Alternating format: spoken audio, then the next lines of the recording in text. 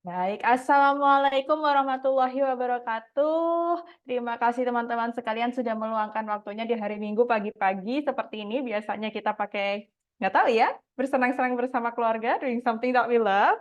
Tapi hari ini kita kedatangan tamu spesial, Mas Aryo Muhammad. Alhamdulillah meskipun sempat tertunda ya Mas Aryo ya, akhirnya kita ketemu hari ini. Apa kabarnya hari ini Mas Aryo? Alhamdulillah sehat. Saya juga baru ini mungkin ada background ngaji ya. Saya baru nyampe di Maluku Utara kemarin, jadi kurang tidur. Tapi alhamdulillah sih selama puasa walaupun tidurnya sebentar gitu selalu ada energi baru. Jadi tepat jam sekarang I'm super fine. Super fine. Okay, I'm really happy that you feel fine despite kurang tidur ya. Nah, seperti yang teman-teman juga udah tahu dari poster kita ya di Virtual Blind Date yang kelima ini kita bahas tema tentang bawa keluarga studi ke luar negeri. Nah, biasanya teman-teman yang punya rencana S3 nih, seperti yang Mas Aryo dan Mbak Ratih nih lakukan ketika studi bersama di luar negeri. Nanti Mas Aryo bisa banyak cerita tentang pengalaman beliau ketika S2 di Taiwan ya Mas Aryo ya, dan S3 di UK. Nah, nanti Mas Aryo akan bagi-bagi gimana ceritanya, apa saja tantangannya, bagaimana keluarga beliau, keluarga kecil beliau ini overcome those challenges together. Jadi pastikan teman-teman stay sampai akhir. Seperti virtual blind date lainnya, teman-teman yang nanti punya pertanyaan, silahkan ketik saja di chat box Zoom-nya. We will address it nanti ya di probably like in the middle kita ngalir aja Mas Aryo kalau ada pertanyaan yang sekiranya menarik kita bahas, kita sekalian bahas gitu ya. Dan nanti di akhir, insya Allah kita juga punya sedikit Q&A session kalau ada hal-hal yang teman-teman ingin tahu lebih jauh. Oke, Mas Aryo. I think let's start dari pertanyaan yang paling Sure. pertama nih ya. Jadi awalnya memutuskan studi ke luar negeri itu pertimbangannya apa aja nih, Mas? Kalau saya nggak salah ingat, sebenarnya ketemu Mbak Rati itu justru di Taiwan ya, Mas Aryo ya, ketika Betul, studi ya. betul, betul. Jadi Betul. ada cerita dong sebelum itu semua terjadi gitu. Kenapa di luar negeri, Mas? Kenapa nggak di Indonesia aja? Betul. Jadi saya kebetulan berbeda universitas dengan istri, jadi kita nggak saling kenal sama sekali ketika S1. Tetapi ketika menikah, saya baru sadar bahwa kita punya kemiripan dalam hal intention ya atau niat. Jadi memang both of us, saya dan istri itu sama-sama ketika masih jadi mahasiswa itu udah tahu bakalan jadi dosen gitu, bakalan jadi dosen dan peneliti gitu. Pertimbangan istri adalah karena perempuan nanti punya cukup waktu ketika jadi dosen, which is somehow true. Walaupun ya kesibukan dosen yang amat super banyak, tapi at least much more flexible compared to other jobs lah ya. Lalu kemudian yang kedua bagi saya pribadi adalah saya menemukan kenikmatan dalam dunia meneliti gitu sejak semester 3 gitu. Jadi kebetulan di semester 3 saya punya independent research project. Lalu kemudian independent research project itu membuat saya terbuka matanya. Oh, ternyata kita bisa menggali ilmu pengetahuan yang jauh lebih signifikan maju ya di negara-negara maju gitu. Itu juga yang dirasakan oleh istri saya karena dia ingin jadi dosen, dia ingin belajar di tempat terbaik gitu, mau nggak mau. Ya kita ngomongin fakta saja sih. Tetap ada bedanya ketika sekolah di Indonesia dan saya nggak mau pura-pura ramah gitu kepada orang yang studi di Indonesia atau pura-pura sombong karena lulusan luar negeri misalnya. Tapi we stating the fact gitu. Kalau misalnya kayak misalnya gini deh, sesimpel membandingkan kualitas pengelolaan universitas antara kampus kami di Taiwan yang rankingnya 300 plus dengan di University of Bristol yang sempat masuk top 30 gitu di dunia, 30 besar di dunia. Nah, itu beda, saya bisa bilang beda jauh gitu ya. Walaupun mungkin secara kapasitas profesor mungkin tidak beda jauh, tetapi dalam hal manajemen, environment, it's totally different. Makanya kenapa belajar di luar tuh menurutku adalah kalau misalnya kalian punya cita-cita pingin studi lanjut gitu ya, terutama yang mungkin berprofesi sebagai peneliti atau dosen, maka di luar negeri di kampus terbaik di dunia adalah opsi terbaik gitu. Biar kita tuh bisa melek, tahu bahwa ternyata di luar sana ilmu pengetahuan tuh very very significant. Sebagai penutup jawaban dari pertanyaan ini adalah kayak misalnya ketika saya selesai S3 dan bekerja di Art Science Department, di sebelah saya itu ada seorang perempuan African gitu ya, tapi berdarah Prancis. Dia risetnya soal gempa di Mars gitu ya. Kita boro-boro mikirin gempa di Mars kan, mikirin gempa yang kemarin di dekat Pulau Bawean aja nggak kelar-kelar gitu kan. Jadi itu contoh sederhana bahwa kita harus akui, harus acknowledge bahwa banyak hal yang harus kita pelajari di negara-negara maju. Dan kalau kalian mendalami sesuatu, it's highly recommended untuk berjuang semaksimal mungkin agar bisa keluar negeri. Apalagi sekarang beasiswa banyak banget gitu. Sayang kalau misalnya itu tidak dipakai. Jangan jadikan alasan, ah enggak kok di Indonesia itu bagus gitu ya. Ya lebih dari itu sebenarnya gitu yang bisa kalian dapat gitu. Kalau misalnya kalian nggak mampu, bilang aja nggak mampu gitu. Nggak perlu menutup-nutup dan tidak acknowledge bahwa di luar sana banyak hal yang jauh lebih maju yang harus kita pelajari gitu ya. I think it's very important to acknowledge that we have some sort of kekurangan, tapi at the same time kita juga tidak melupakan self esteem kita sebagai sebuah bangsa gitu. Toh nanti kita kembali ke Indonesia dan kita bisa bangun bangsa ini jauh lebih baik. Gitu. Oke, baik. Ya, jadi memang ini ya, Mas, ya, maksudnya secara kualitas kultur akademiknya tuh emang berasa banget ya. Mas Aryo mungkin lebih panjang aktivitas studi di luar negerinya, mulai dari S2 dan S3. Nah, saya tuh jadi penasaran, waktu akhirnya kemudian menikah dengan Mbak Ratih tuh, ya kan, dan memutuskan untuk lanjut studi lagi di UK. Jauh banget ya, kalau yang dulunya masih di Taiwan, masih sama-sama Asia lah ya. Di UK kan Betul. like beda benua. How did you Betul, beda guys kultur. beda kultur? Bagaimana proses negosiasinya, Mas, kalau boleh diceritakan? Jadi sebenarnya saya itu waktu mau PhD, saya lebih memilih supervisornya siapa gitu ya. Jadi fokus saya ke sana gitu. Nah kalau S2-nya, dan ini agak berbeda dengan istri gitu. Kalau istri karena dia beda ya, karena saya alumni UMY gitu ya, saya tidak terekspos dengan environment atau atmosfer yang orang tuh pada semangat ke luar negeri gitu ya. Kalau di ITS kan, bisa saya alumni ITS, mereka jauh lebih terbiasa untuk tahu orang-orang ke negara-negara yang jauh lebih solid dibanding dengan Taiwan gitu. Jadi memang ketika S1 lulus S1, istri itu sudah keterima di Inggris dan di Australia sebenarnya. Tapi memang beasiswanya tuh sebagian besar parsial, hampir semua parsial. Karena tidak sanggup membayar, akhirnya Taiwan adalah pilihan terakhir karena pilihannya cuma dua, kuliah di ITS atau kuliah di Taiwan. Jadi ya mending kuliah di Taiwan daripada kuliah di ITS waktu itu.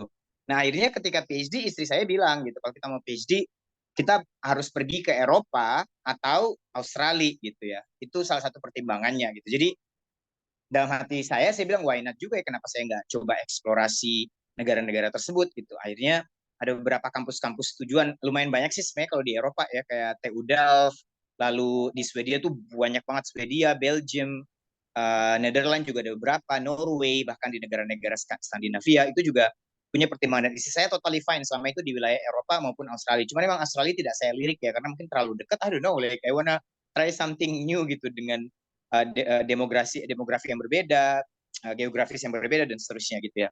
Akhirnya kenapa akhirnya ended up di UK? Sesimpel karena dari lemparan beasiswa dan percobaan saya yang lebih dari 30 kali ngelamar beasiswa S3 itu, yang keterima adalah di University of Bristol UK gitu ya. Dan sebelum biasanya gini Mbak Beta, sebelum saya lempar aplikasi saya S3 di sana, itu biasanya saya dan istri sudah melakukan riset duluan. Jadi istri saya apakah ada jurusan dia, apakah ada profesor yang tepat dia gitu ya. To be honest, sebenarnya di UK pilihan pertama kami adalah di University of Oxford. Jadi itu pilihan pertama kami. Bahkan udah dapat tuh pembimbing yang tepat. Sayangnya kami nggak sampai nilai IELTS-nya. Oh no, Padahal IPK-nya, okay. padahal IPK-nya nyampe gitu. IPK-nya kan ada syarat ya, kebetulan pas PhD waktu itu saya ingat IPK-nya kayaknya di atas 3,5 gitu kalau kita konversinya ke Indonesia. Tapi IELTS-nya nggak nyampe. Padahal ada beberapa riset yang amat sangat menarik waktu itu di University of Oxford. Tapi qadarullah nggak dapat dan akhirnya ended up di Bristol. Dan akhirnya istri saya juga dengan berbagai macam perjuangan kita bisa S3 bareng-bareng. Jadi memang pure sebenarnya alasan pertama kalau ditanya kenapa hanya ke UK, karena istri sih. Saya jawab secara gamblang sih karena istri gitu. Menarik, tapi ini menarik sekali. Tadi ketika Mas Aryo bilang memilihnya itu ada proses riset di situ, memastikan bahwa memang ada tempat gitu ya untuk minat Mas Aryo dan istri berada di universitas itu. Karena banyak teman-teman tuh yang mungkin nggak aware nih Mas tentang esensi dari riset itu sebenarnya ngapain. Many choose just because of the big names gitu ya, tapi nggak mikirin ini fit nggak ya sama kebutuhan saya, fit nggak ya dengan profil saya. I think itu yang tadi Mas Aryo pointed out dengan sangat bagus dan teman-teman teman-teman nanti juga bisa coba lakukan nih apa yang Mas Aryo tadi ceritain. Do your research well, karena even Oxford, Cambridge pun Mas Aryo kalau memang dia tidak bisa memberikan yang kita butuhkan, ngapain Correct, gitu kan. correct. Couldn't agree more, Betul. couldn't agree more. Ada orang yang kadang-kadang mereka nembaknya di universitas bagusnya ya, baru kemudian dicari mungkin bidang riset yang mendekati. Nah, itu tidak kami lakukan. Oke, jadi memang prioritasnya adalah bidang riset yang Mas Aryo dan Mbak Ratih prioritaskan. Yep. Kalau saya di UK itu Oxford, Edinburgh, dan Edinburgh. University of Bristol ya. Dan yang keterima tuh Edinburgh dan University of Bristol. Tapi Edinburgh waktu itu kan syarat IELTS kan 6,5 ya. Ya qadarullah IELTS saya 6,0 dan yang bisa ngelobi entahlah ya ngelobi jalur apa gitu cuma di University of Bristol dan akhirnya saya keterima di University of Bristol gitu. Jalur langit kayaknya tuh Mas. Karena jurusan saya nggak mau dinego. Iya kan Kak, kamu belum pernah dengar kejadian itu kan di orang lain kan? Saya belum pernah dengar kejadian Nggak itu. pernah. Itu gimana ceritanya? Kok bisa? Padahal jurusan saya nggak bisa tuh saya negosiasi tuh. Saya juga belum pernah dengar Mbak Beta kisah yang agak absurd seperti itu gitu ya. Jadi kebetulan saya tes IELTS itu, jadi saya dan istri itu punya dua mindset yang amat sangat berbeda. I'm so overconfident, on the other hand, atau in contrast, bukan on the other hand ya, in contrast istri saya tuh sangat underconfidence gitulah. Dia amat sangat tidak confidence dengan kapasitasnya. Saya selalu super pede gitu ya, jadi super overconfidence. Saya pikir bahasa Inggris saya paling cukup lah 6,5. Ternyata dengan modal belajar sendiri ya makanya kayaknya dulu kalau saya kenal Mbak Beta dulu mungkin saya belajar di Mbak Beta dulu gitu ya. Kalau misalnya Mbak Beta udah jadi guru IELTS misalnya ya kan it's been like 10 years ago kan misalnya. Nah akhirnya ternyata IELTS saya 6,0 lalu kemudian saya submit di University of Edinburgh dan University of Bristol gitu dan karena harapannya karena dia syaratnya 6,5 gitu. Kalau di Oxford kan udah 7,5 kan, nggak mungkin dong kalau 6,5 mungkin mereka ada deal-dealan gitu. Nah, waktu itu saya punya persiapan dua riset yang berbeda, yaitu riset soal non-destructive test di bidang teknik sipil di Edinburgh dan bidang bencana di University of Bristol. Nah, qadarullah yang di University of Edinburgh itu saya tanya apakah IELTS 6,0 ini bisa di lobbying? Ya nggak mungkin dong ya, dengan polosnya saya nanya gitu dan mereka bilang nggak mungkin gitu. Nah, kebalik sama kasusnya di University of Bristol itu namanya kalau Allah udah berkehendak ya. Saya punya cerita yang semuanya kayak begitu soal bahasa ya. Kayak dulu S2 juga sampai H-7 pendaftaran beasiswa itu TOEFL saya nggak pernah di atas 493 Mbak Beta dan itu terjadi bertahun-tahun dan akhirnya karena keajaiban saya dapat 563. Nah sama kejadian juga sama di ketika PhD. Jadi ketika saya hubungi pembimbing saya, which is Katsugoda, waktu itu saya agak beruntung karena Katsugoda waktu itu lagi megang mega project yang gedenya tuh sekitar 2 pound sterling, 2 juta ya, 2 juta pound sterling. Lalu kemudian beliau tuh hobi banget datangin uang ke universitas. Jadi kalau misalnya di Inggris tuh kan kalau kita punya project riset maka ada berapa persen masuk universitas ya. Jadi itu sudah diterapin di beberapa kampus swasta di Indonesia gitu ya. Karena memang mereka perlu dapat untung kan dapat duit. Nah, karena beliau ini banyak mendatangkan uang di universitas, somehow suara beliau tuh didengar gitu sama orang-orang gitu. Jadi beliau tuh cuma ngemail orang admission gitu. Ngemail orang admission, kepala admissionnya bilang, hey, ini anak dia lulus dari universitas yang bahasa pengantarnya bahasa Inggris. Saya wawancara dia dan bahasa Inggrisnya bagus. Udah dilulusin aja gitu Mbak Beta. Dan akhirnya dilulusin. Gak, it's so weird gitu. Kayak aneh. Karena itu saya di interviewnya itu cuma 3 menit Mbak Beta. Kayak nggak masuk akal juga kan. Cuma Yes, 3, oh yes. kamu bahasa Inggrisnya bagus kok. Oke gitu loh. Langsung habis itu diproses. Nah alasan kedua kenapa hanya saya diterima ketika saya ditanya itu bukan karena pengalaman saya. Karena kalau ditanya background riset itu justru yang paling solid istri saya dibanding saya gitu. Background riset istri saya lebih jauh lebih solid gitu. Nah karena saya juga nggak pernah, saya riset bencana tuh barusan banget gitu. Nah satu alasan kenapa beliau menerima saya karena saya orang Indonesia dan beliau lagi riset di Indonesia gitu. Itu yang bikin beliau hanya nge-push gitu. Jadi memang pure luck. Kayaknya nggak bisa dicontoh deh. Kayak gue kayaknya bisa deh kayak itu bener-bener pure luck gitu. Iya, iya, iya, iya. Tapi sebenarnya ini juga sih, Mas. Maksudnya luck itu datang pada orang yang siap nggak sih? Menurut Betul, saya, ya. betul, Andai kata kita betul. dapat luck, tapi kitanya juga nggak punya kapasitas untuk embrace luck itu juga mungkin nggak akan jadi apa-apa. Betul, couldn't agree more. Ya Hmm. mungkin Allah bilang aku siap ya, and ya, at least saya lulus kan. Iya, betul, betul, betul. Kadang-kadang itu doanya emang, ya, kalau orang Jawa bilang sak paring-paring, sepemberian Tuhan aja gitu. But ya, Bener. ya, ya, ya. That's really interesting. Jadi waktu keterima S3 kalau nggak salah Mas Aryo duluan tuh yang berangkat dibanding Betul, Mbak betul, Rati. betul, Jadi sempat betul. berpisah sebentar nih, berjauh-jauhan nih ketika Mas Betul, Aryo. betul. Sekitar 1,5 tahun lumayan lama ya. Hmm. Jadi Dan itu gambling banget Mbak Beta. Jadi saya baru ingat ketika saya udah 37 tahun saat ini, saya baru sadar ternyata perjalanan hidup saya tuh banyak cuman punya plan A gitu. Pokoknya ya kacamata kuda gitu. Saya nggak akan punya plan B, plan C. Memang agak aneh kalau saya ingat-ingat ya. Jadi kalau saya nasihatin anak-anak sekarang sih jadinya berbeda gitu. Karena dulu kan saya tidak di mentoring, saya tidak pernah di coaching sama orang gitu. Kalau sekarang saya bilang mereka kalian harus punya backup plan and so on. Tapi dulu tuh saya bener-bener, tapi mungkin karena itu ya Allah sesuai prasangka hambamu gitu ya sebutlah. Dan saya berikhtiar untuk siap gitu ya. Jadi akhirnya itu pun datang semuanya gitu. Jadi ketika kami tuh target tuh 1 tahun. Jadi 1 tahun setelah saya di UK istri saya nyusul gitu. Entah gimana caranya waktu itu kita kok kayak yakin banget gitu. Dan udah gitu ngebayanginnya tuh satu kota pula gitu kan kayak kalau satu negara mungkin masih make sense ya karena banyak itu kejadian. Tapi satu kota, satu universitas itu memang rada gila sih, apa namanya, kejadiannya gitu ya. Jadi akhirnya modal yakin, istri saya tuh sampai 2 kali ya, wah udah jangan ditanya deh sejarah ngelamar besok istri saya tuh, kalau saya sih berdarah-darah karena saya sendiri, maksudnya saya nggak ngepikiran ada pressure harus segera berkumpul sama seseorang kan, tapi istri saya adalah ada pressure harus berkumpul sama seseorang, dia waktu wawancara LPDP pertama itu nangis-nangis karena nggak tahu lah waktu si interviewer LPDP gitu ya, sampai kemudian keterima LPDP tepat di 1,5 tahun setelah kami berpisah gitu ya. Jadi memang I don't know, probably istri saya juga lebih ready mungkin ya bisa jadi ya. Kayak misalnya akhirnya kita dianugerahi Daisy ya kan, jadinya kan gap antara anak kami itu juga jadi lebih gede gitu ya. Kebayang kalau misalnya dia 1 tahun lebih cepat, mungkin jadi bedanya 3 tahun lebih ribet kita mungkin ngambil S3 bareng-bareng dan seterusnya. Walaupun kita waktu itu sudah ingin merencanakan punya anak, tapi memang Daisy itu hadir 1 tahun lebih cepat memang dari yang kita rencanakan gitu. Jadi ya anyway itu sempat berpihak dan semua tuh cuma modal keyakinan dan ini sebenarnya tidak nggak terlalu bagus sih ditiru kayak tiba-tiba sebutlah tiba-tiba kamu udah PhD terus istrimu nggak PhD, waduh itu nanti LDRan 3 tahun terus nanti selesai terus gimana, habis itu suami PhD gitu atau istri PhD terus suami gimana gitu kerjanya ditinggal LDRan lagi LDRan 6 tahun dong jadinya gitu Betul, kan. betul, betul. Jadi Oh memang iya, iya, betul, betul. Itu hal iya yang punya kita berisiko luput pikirin ya, apalagi kalau sudah betul ada komitmen menikah, nggak gampang loh, maksudnya memanage betul pernikahan betul jauh-jauhan. betul betul. Boleh nggak Karena Mas ada diceritain? pekerjaan Mbak Beta, kayak orang udah Hmm, bekerja kan mereka juga punya komitmen kan nggak bisa asal true. ninggalin pekerjaan gitu. Betul, betul. Banyak yang akhirnya ketika ngikut pasangannya melepaskan karirnya di Indo ya, Mas ya. Ya, korek, korek, Dan itu korek. bukan keputusan yang ringan sama Oh, sekali. makanya tolong jangan dibully gitu. Iya lagi banyak tuh ya yang pedes bener mulutnya ya. Tapi boleh nggak Mas Benar. diceritain dinamikanya sedikit ketika 1,5 tahun berjauh-jauhan tuh, how did you guys manage? Saya yakin itu bukan perjalanan yang gampang juga Yes, yes. ya. Terutama di istri saya ya Mbak Beta, Hmm. karena kan waktu itu sama Deliang bekerja, Mm-mm. jadi satu tanda istri saya kalau lagi stres itu adalah dia kena vertigo gitu. Jadi kena lambung dan nyampe ke vertigo gitu. Jadi dia tuh cuman ada 2 momen menikah dengan saya tuh kena vertigo, ketika LDRan dan kemarin kena COVID.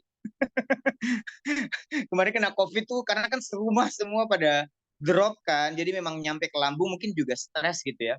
Itu 2 momen gitu. Salah satunya ketika lagi LDRan tuh istri saya tuh memang mengalami cukup tekanan mental yang luar biasa, tetapi dia punya high stress tolerance ya. Dia tuh termasuk yang cukup mampu apa namanya menahan ya satu penyebab kita bisa lihat dari waktu tidur deh. Orang tuh biasanya kalau stres mereka akan berkurang waktu tidurnya gitu karena kebanyakan daydreaming and so on gitu ya. Nah istri saya itu tidak pernah terganggu waktu tidurnya di masa-masa itu, tapi dia kena lambung gitu ya.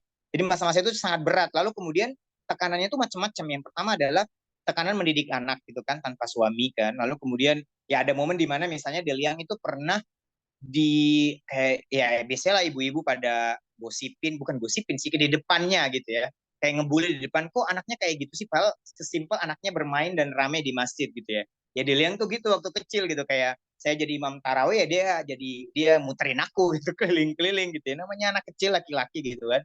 Nah ada momen di mana istri saya sempat breakdown gitu ya, curhatin mama pada ngomongin Deliang gitu ya. Lalu kemudian tantangan yang kedua adalah bekerja gitu ya. Istri saya juga full time lecture waktu itu dan udah tahu kan dosen itu kan pekerjaan berlapis-lapis gitu dan bersama anak sendiri tanpa suami. Lalu kemudian yang ketiga harus siapin bahasa gitu. Istri saya kan dari awal bahasa Inggrisnya tuh tidak wow juga gitu. Dia persis kayak saya. TOEFL-nya tuh di 530 walaupun saya pernah 563 tapi di range yang benar ada di 530-an. Jadi kan untuk dapat 6,5 itu kan tidak terlalu meyakinkan gitu. Unless paling di 6 mungkin lah ya, tapi 6,5 tuh agak-agak gambling gitu. Jadi istri saya juga sambil persiapan bahasa plus beasiswa gitu, dan itu menambah kerumitan selama perjalanan kita mencari beasiswa. Cuman memang saya adalah pendukung nomor satu gitu. Jadi semua dokumen beasiswa itu saya yang urusin gitu, dari personal statement sambil komunikasi dengan istri, ini profesor cocok apa enggak, bahkan saya yang paling rutin mencari ini linknya ini bagus apa enggak. Jadi memang saya supportnya tuh apa yang saya bisa gitu. Salah satunya adalah dengan mencari informasi-informasi beasiswa dan supervisor gitu, ini cocok dengan kamu, bilang itu bagus apa enggak, karena kan istri saya sudah habis energinya untuk yang lain dan kita bisa bagi-bagi ke sana. Kemudian saya cari akal gimana caranya selalu pulang ke Indonesia. Nah, saya beruntung karena punya bos kaya ya, risetnya kan banyak. Jadi saya tuh selalu pulang gratis Mbak Beta selama kita LDRan gitu, mungkin 2-3 kali ya. Pokoknya bilangnya ke Jepang, tapi profesor ngakalin saya supaya bisa ke Indonesia. Bilangnya ke Turki, ngakalin saya ke Indonesia. Konferensinya ke Bali biar bisa ke Indonesia gitu ya. Jadi ya dinamikanya secara umum begitu. Intinya memang uh, cuman kita tidak pernah ada konflik pribadi ya. Jadi kayak kayak berantem beranteman gitu, kayaknya aduh udah deh, ini kita lagi perang nyari beasiswa, kalau misalnya diem-dieman itu nggak pernah dalam ingatan saya kita diem-dieman gitu ya, karena lagi marah-marah karena masalah apa gitu. Kita sama-sama memang bukan tipikal drama ya, both of us. Kalau aku laki-laki wajar ya, kebetulan istri saya itu bukan tipikal drama queen, aduh kayaknya jauh banget dari drama queen gitu. Jadi itu juga yang membuat dia mampu melewati tantangan tersebut gitu. Jadi dinamikanya banyak, tapi alhamdulillah sih dengan keyakinan, prasangka yang baik bisa dilewati dengan mulus lah. Tanda kutip bisa dibilang mulus menurut saya. Iya, iya, iya. Ini mengingatkan saya sama Maudy Ayunda. Maudy Ayunda tuh pernah bilang gini, ini buat teman-teman yang mungkin jomblo juga nih ya. Jadi dia bilang, kalau cari pasangan, selain kita nyari yang mungkin cocok secara happy-happy, cari orang yang siap diajak perang bareng. Jadi ibarat kita menghadapi perang, will you be willing untuk sama orang ini as a partner? Oh, dia Agree, agree. kayaknya Totally itu agree. menggambarkan apa yang Mas Arya barusan ceritain deh. Oh. Very nice. Oke, Mas, kalau saya boleh tahu nih, ketika Mbak Rati udah sampai di UK, waktu itu kayaknya baru Deliang ya, putranya ya. Betul, Baru betul. Deliang, umur berapa tuh Mas Deliang ketika 4 tahun. 4 tahun, masih lumayan muda banget ya berarti ya. Uh, Hmm. how did it change kayak situasi di keluarganya Mas Aryo? Betul How did you dinamikanya guys ya. adapt? Iya, itu kan juga nggak gampang dari memperkenalkan, as you said, Anda sendiri dan istri menyesuaikan diri, masih bawa Deli yang membantu Deli yang menyesuaikan diri.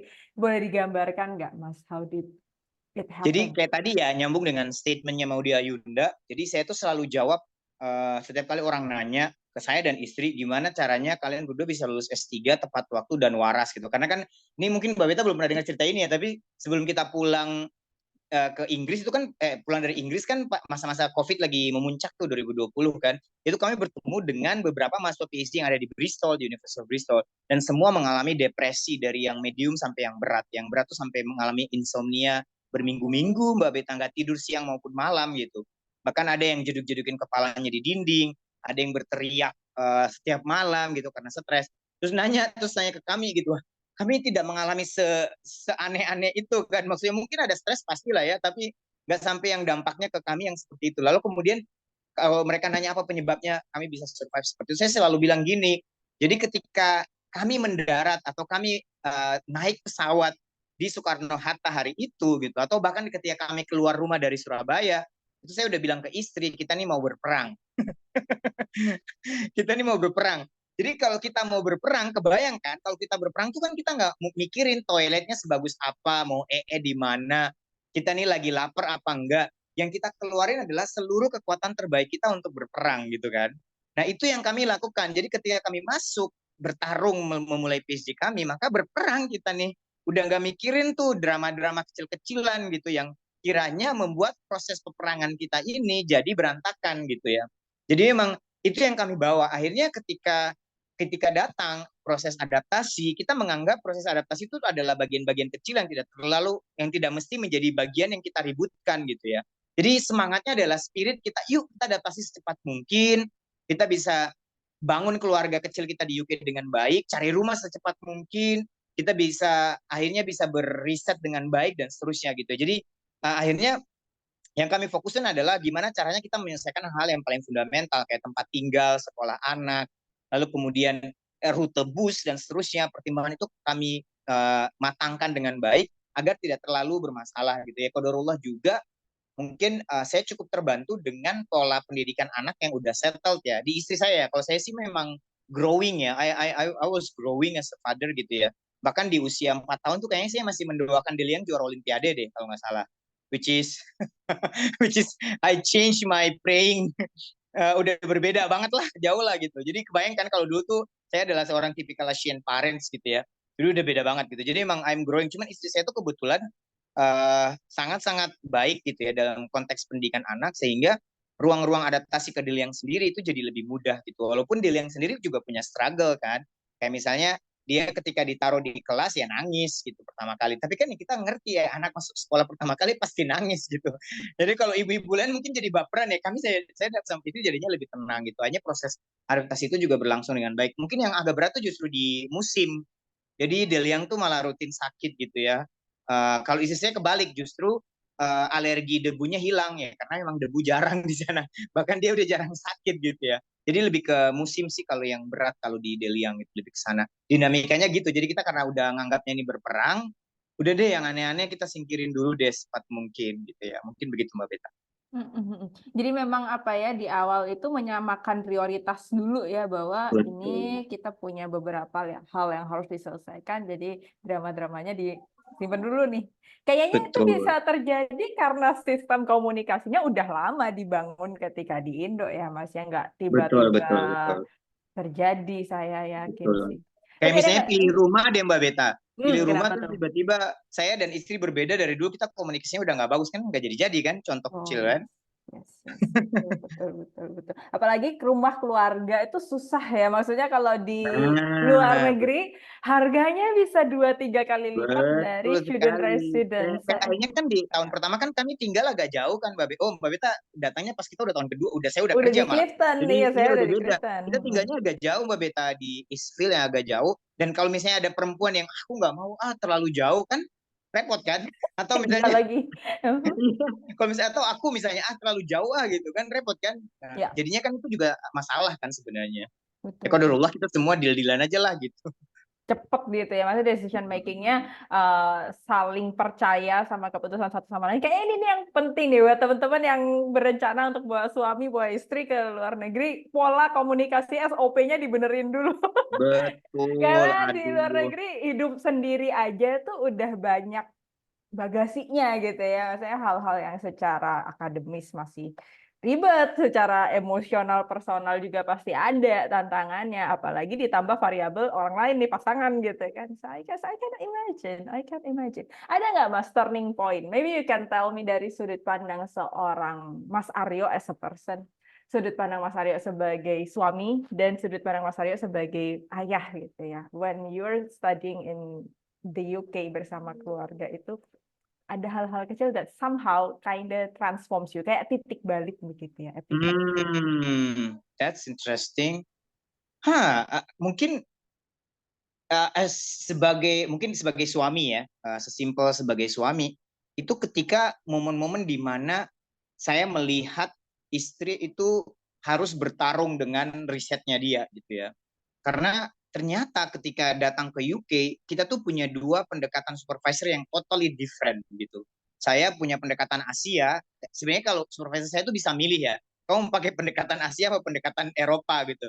Kalau pakai pendekatan Asia ya monggo, saya bisa bikin karena dia orang Asia gitu, orang Jepang. Kalau mau pakai pendekatan Eropa boleh gitu, karena saya udah lama di UK, saya S3-nya di Kanada gitu. Kebetulan karena beasiswa saya cuma 3 tahun, saya bilang ke supervisor saya harus plus 3 tahun. Akhirnya pendekatannya pendekatan Asia. Nah, yang saya maksud dengan pendekatan Asia adalah peta riset kami itu benar-benar udah jelas gitu. Jadi saya nggak dilempar di hutan belantara. Saya tahu kalaupun dilempar di hutan belantara, saya tahu mau kemana gitu. Nah, ini totally different dengan apa yang terjadi di istri saya gitu. Istri saya tuh dilempar ke hutan dan nggak tahu mau kemana gitu. Nah, akhirnya di struggling itu saya melihat sendiri bagaimana istri saya tuh anxious, tidak percaya diri dengan kapasitasnya, atau misalnya dia tuh sering bilang, aduh risetku ini bener apa enggak ya, itu which is, saya tidak pernah ngebayangin itu, karena kan saya udah dipetakan sama supervisor saya. Di titik-titik itu saya menyadari bahwa ternyata saya sebagai suami itu harus ambil peran yang cukup besar dari sisi akademis gitu. Karena kan istri saya kan secara umum dia itu tidak terlalu banyak bermasalah dalam konteks misalnya mengelola waktu atau stres, coping dan seterusnya. Dia itu justru perlu didukung untuk meyakinkan bahwa perjalanan risetnya itu baik-baik saja gitu ya. Nah itu yang saya ambil alih dalam kapasitas perjalanan studi S3 kami. Jadi saya tuh ya tukang proofreader. Kalau misalnya lihat risetnya, kamu kayaknya perlu ngelakuin ini deh gitu ya. Itu selalu saya lakukan, which is istri saya tidak melakukannya kepada saya gitu ya. Karena memang saya tidak butuh kan, saya tidak butuh dukungan itu, dukungan yang saya butuhkan berbeda gitu ya. Jadi itu yang paling penting. Kemudian berikutnya adalah ya tentu saja ini ya partner tektokan ya. Cuma kan karena kalau kalau ditanya titik balik begitu tuh lebih lebih lebih banyak di Taiwan sih Mbak Beta ya. Jadi menurut saya fondasi itu udah kebentuk ketika kita lagi di Taiwan. Jadi karena saya itu dari broken home family, jadi ketika menikah itu saya punya gambaran sebuah rumah tangga tuh kayak gini gitu. Struktur rumah yang ideal tuh kayak gini sehingga ketika menikah istri saya hamil maka itu udah tektokannya tuh udah dapat gitu ya. Saya ke pasar, kita ganti-gantian masak jadwalnya gitu. Bahkan menurut saya jauh lebih disiplin ketika saya di Taiwan dibanding saat ini gitu ya. Karena memang karena kayak kalau di Indonesia kan banyak bantuan ya. Kalau di sana kan mau nggak mau kita sendiri kan.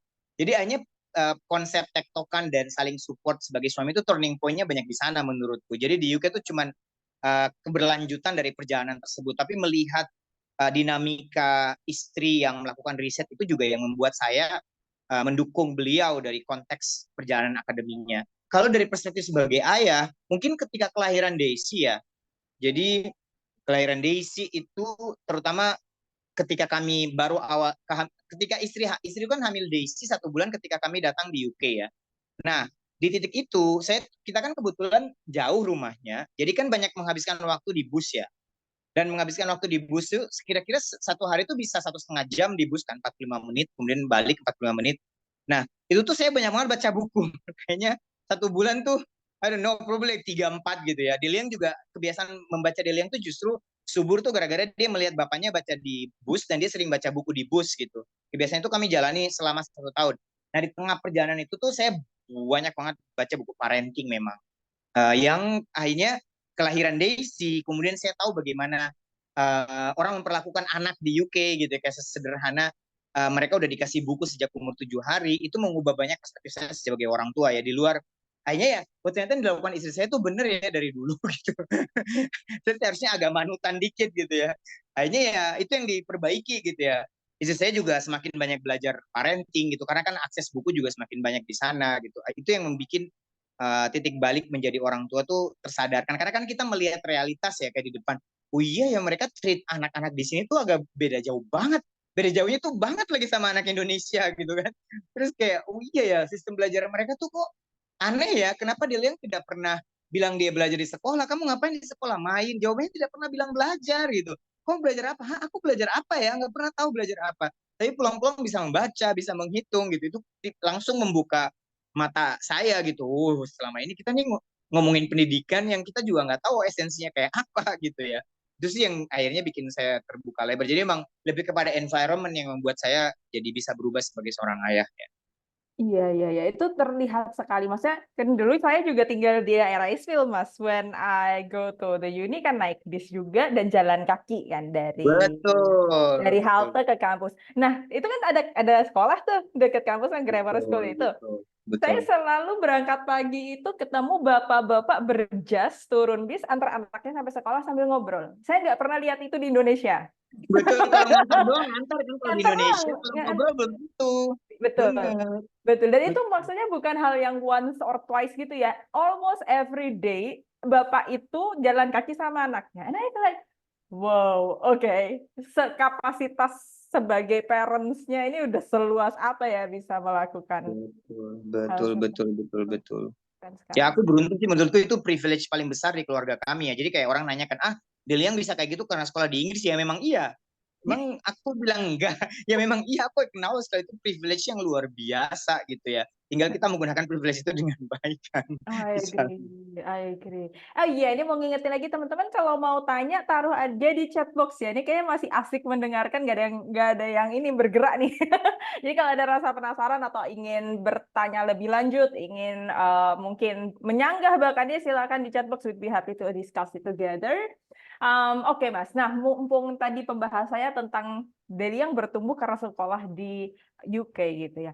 Let's talk about the more technical sides of it. Waktu itu mempersiapkan administrasinya, nyari sekolahnya, visanya, dan lain sebagainya itu boleh digambarkan nggak Mas prosesnya di mana? Jadi teman-teman kebayang nih kalau mau bawa anak tuh mulai dari mana nyiapinnya? Aduh, ini bagian paling berat. Kami kira bagian paling berat S3 adalah nyari beasiswa, ternyata tidak. Kenapa tuh? Ya, karena terutama visa ya, dan apalagi berkeluarga tuh kan, coba bayangkan kalau anak kayak misalnya temanku deh, anaknya 5 gitu. Kebayang nggak sih? Pening kepala kayak apa gitu kan. Jadi kami ingat banget ketika uh, ketika istri saya dapat beasiswa LPDP, ketika semester kayak di akhir-akhir musim semi gitu tahun 2016 ya kalau nggak salah betul. Itu langsung tuh yang pertama yang saya cari tahu adalah bagaimana menyekolahkan anak gitu ya. Ternyata memang cari tahu, oh ternyata di Inggris tuh mereka pakai sistem zonasi gitu ya. Bedanya di Inggris nggak ada seleksi prestasi kayak di Indonesia gitu. Jadi ada zonasi plus prestasi. Gitu. Nah, mati gue ngapain juga gitu kan. Jadi zonasi plus prestasi. Nah, di sana sistemnya zonasi gitu. Lalu sekolah-sekolah mana yang kan di Inggris tuh ada, kebetulan kalau Mbak Beta masih ingat ada keluarganya Bu Muti, itu tuh anaknya tuh sekolah di sekolah terburuk di UK nomor 3. Jadi ada sekolah sekolah terburuk di UK itu ada salah satunya di Bristol gitu ya, karena dekat dengan perkampungan imigran atau orang-orang UK yang mungkin secara ekonomi di bawah gitu. Jadi yang pertama adalah sekolah gitu, itu penting banget yang saya pikirkan. Tapi back to Indonesia, perjalanan yang paling berat sebenarnya adalah visa gitu ya. Karena kan visa tuh kayak kita nggak bisa tahu kita keterima apa enggak kecuali suratnya datang gitu, dan bilang kita keterima apa enggak gitu. Bahkan saya ingat banget ketika istri saya megang visa, dia tuh nggak tahu ini keterima apa enggak karena dia mungkin mungkin ini ya apa takut, lebih ketakut, jadi udah bisa berpikir sih ini beneran tak, ini beneran beneran keterima, sedangkan kita udah mesen tiket waktu itu, udah mau terbang gitu, visanya baru datang. Jadi memang yang perlu dipersiapkan memang yang pertama adalah mental ya. Mental yang saya maksud adalah berangkat berkeluarga dan dapat beasiswa, selanjutnya adalah kita harus nyiapin mungkin bisa 6 bulan sampai 1 tahun untuk menyiapkan hal-hal yang panjang terkait dengan dokumen, dan itu butuh mental health mental yang sangat healthy gitu ya, mental yang sangat healthy yang bikin kita tenang menghadapinya, karena udah panik tuh kalian transfer aja bisa salah gitu, mesen tiket aja bisa salah karena panik. Jadi butuh kesiapan mental, dan kesiapan mental ini kadang-kadang dipengaruhi, bukan kadang-kadang, mostly sebagian besar itu didominasi penyebabnya karena kesiapan finansial atau ekonomi gitu. Jadi ini yang penting, dan tiap negara itu spendingnya bisa beda-beda gitu. Kayak yang paling menyedihkan tuh Australia sih menurutku. Kayak udah banyak sejarah teman-teman istri yang dosen yang berangkat ke Australia itu jual rumah, itu udah hal biasa gitu. Kayak aku nggak kebayang aku harus PhD terus gue jual rumah terus pulang gue nggak bisa beli rumah gitu, karena kan logically PhD kan kita ngabisin duit kan, dan kita nggak dapat gaji yang gede kan gitu ya. Jadi memang finansial gitu, dan saya nggak tahu di UK sekarang sistemnya kayak apa ya, tapi zaman dulu tuh kita at least sudah nyiapin puluhan juta gitu ya untuk bawa 3 keluarga 3 orang ke Inggris gitu ya, dan kayak di Australia itu bisa ratusan juta dan seterusnya. Sekarang kan semakin mahal ya, dan setahu saya semakin ribet sistemnya gitu ya di tiap negara gitu, karena at the end of the day it's about money kan, sebenarnya pendidikan itu juga industri dan bisnis. Jadi setelah mental itu ekonomi gitu ya, finansial penting banget untuk disiapkan. Kemudian yang ketiga itu adalah riset gitu, pokoknya rajin nanya, aduh kalau bisa jangan 1 orang deh, karena pengalaman tuh bisa beda-beda gitu, dan kita masih agak enak karena ke UK banyak referensi gitu. Nah, bagaimana kalau misalnya tidak banyak referensi, itu lebih ribet lagi. Saya masih beruntung karena udah duluan di UK. Bagaimana yang nggak duluan di UK? Mereka harus nyari sekolah tuh kayak gimana. Yang paling susah, Mbak Beta tahu, adalah akomodasi. Sampai stres biasanya orang-orang. Bahkan ada yang sampai berbulan-bulan tinggal di kos-kosan kecil sekeluarga, tuh ada pernah kejadian di Bristol juga seperti itu gitu ya. Jadi memang riset itu amat sangat penting, kayak kontak orang-orang di sana, PPI itu benar-benar harus benar-benar aktif. Dan menurut saya kalau sejak pegang beasiswa siapkan 6 bulan sampai 1 tahun sebelum berangkat. Jadi jangan bilang gue dapat beasiswa bulan depan gue udah berangkat. Waduh, itu kayak kayak bener-bener ya mungkin ada lah ya, tapi amat sangat bikin kalian stres juga gitu, bakalan panik kemana-mana gitu. Jadi mungkin secara umum dinamika yang perlu kalian persiapkan. Iya, betul. Dokumen di Indonesianya itu yang justru ini ya. Betul, betul, betul, betul. Kayaknya nggak ada Translate. cara mudahnya. Nggak ada cara mudahnya, betul. Gak Kalau ada Mas, cara mudahnya kalau di Indonesia Mbak Beta, kan nggak bisa kan. iya lagi. Tapi itu baru permulaan kan Mas Aryo mencari rumah. Visa itu kan baru permulaan. Ketika di sana, kalau nggak salah di UK itu sekolahnya gratis. Tapi gimana ngurusnya Mas? Biar kita kan bukan permanent resident di sana ya. Biar dapat Betul, privilege betul. seperti itu. Betul, betul. Jadi Bagaimana? yang menarik adalah ini Mbak Beta nanya tuh saya tiba-tiba ingat prosedurnya ya. Mungkin karena dulu saya yang ngurusin ya. Ya kayaknya saya yang ngurusin deh. Karena udah lama di sana kan duluan di sana. Jadi kita tuh daftar via City Council. Jadi di City Council itu mereka akan menyediakan list sekolah yang bisa kita daftar. Nah, yang menarik adalah karena sistem zonasi, mau nggak mau kita tuh harus pilih sekolah yang dekat rumah. Masalahnya rumahku jauh, ya kan? Rumahku kan jauh dari kampus. Nah, untungnya kita bisa ngelobi gitu. Kita bisa ngelobi bahwa kita pingin anak-anak tuh sekolahnya di dekat area pekerjaan kita gitu, area kampus kita gitu. Jadi itu bisa mendukung. Plus ditambah somehow sekolahnya di Liang itu sebenarnya mereka kekurangan siswa Mbak Beta. Karena siswa yang di situ tuh cuman anaknya dosen University of Bristol atau anaknya mahasiswa gitu. Kalaupun ada satu-satu adalah sisa-sisa dari daerah-daerah yang mereka nggak dapat, yang ibunya mungkin kerja di sekitaran situ gitu. Jadi itu lumayan membantu. Jadi waktu itu tuh kita nyasar sekolah-sekolah ada, dan beruntungnya lagi dekat University of Bristol itu sekolah-sekolah top semua ada di sana. Ya di luar Bristol Grammar School kan nggak bisa ya karena itu kan sekolah swasta ya. Tapi ada beberapa sekolah negeri yang top. Ada salah satu yang sekolah negeri yang top tuh dia di dekat yang church itu daerah apa namanya College Green ya. Di situ tuh ada salah satu yang sebenarnya sasaran kami pilihan pertama itu. Nah, pilihan kedua tuh yang Saint Michael's on the Mount ya, yang deket banget sama kami gitu. Jadi yang pertama kita daftar City Council, lalu kita nunggu ini diterima apa enggak. Nah, berkas-berkas yang kita masukkan itu sesederhana uh, ya BRP kita gitu ya, BRP kita dan anak kalau nggak salah. Lalu kemudian informasi biografi secara umum, usia, tanggal lahir dan seterusnya. Karena kan nanti mereka lihat dulu tuh kalau misalnya usianya nggak cukup, kayaknya bulan sekian gitu kamu nggak boleh masuk kan, harus nunggu 1 tahun lagi gitu.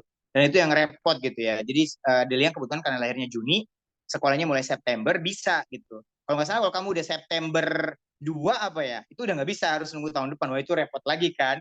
Jadi memang penting banget untuk kita perhatikan. Jadi memang daftar sekolah tuh gimana ya, butuh riset gitu ya. Untung di Inggris kan semua informasi ada di internet ya, jadi kita lumayan terbantu gitu ya. Sama kadang-kadang saya beberapa kali datang ke sekolah gitu, datang ke sekolah ini ada, kita nanya langsung bahkan ini ada kuota nggak gitu, kosong dan seterusnya gitu, itu kami lakukan. Dan pastikan kalau bisa, kalau bawa keluarga itu datanglah sebelum dimulainya tahun ajaran baru. Karena kalau enggak, itu repot perjalanannya. Karena bisa jadi kuota sekolah udah penuh, nggak bisa masuk gitu karena ya mereka udah dipenuhkan gitu, kecuali sekolahnya sunyi ya kalian bisa masuk tengah jalan, kalau nggak bisa kelempar ke sekolah mana gitu. Dan itu berapa kejadian di teman-teman.